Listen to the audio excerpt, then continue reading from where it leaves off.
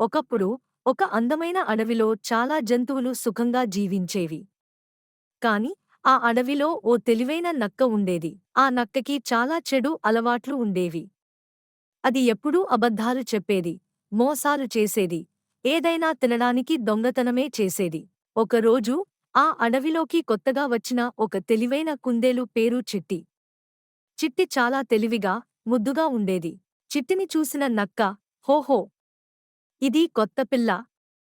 దీన్ని మోసం చేస్తే ఇవాటి భోజనం లభిస్తుందేమో అని అనుకుంది. నక్క అంది, చిట్టి. ఆ కొండమీద బంగారు గడ్డి ఉంది. దాన్ని తింటే రాజు అవుతారు.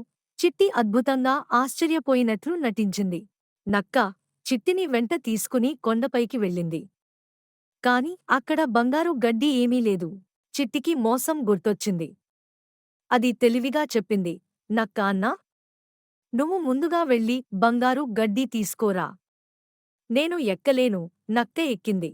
కాని ఏమీ లేదు. అంతలోనే రెండు రాళ్ల మధ్య కాలు చిక్కింది. నక్క అడ్డంగా పడ్డింది. చిట్టి నవ్వుతూ చెప్పింది, నక్క అన్నయ్యా, అబద్ధాలు చెబితే ఇలా అవుతుంది. నీ మోసాన్ని ఎవరైనా పట్టుకుంటారు.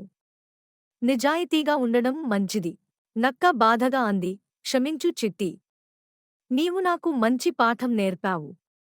ఇకపై ఎవరినీ మోసం చేయను. నీతి, అబద్ధాలు చెప్పడం, మోసం చేయడం మంచిది కాదు. నిజాయితీకి మాత్రమే గౌరవం లభిస్తుంది.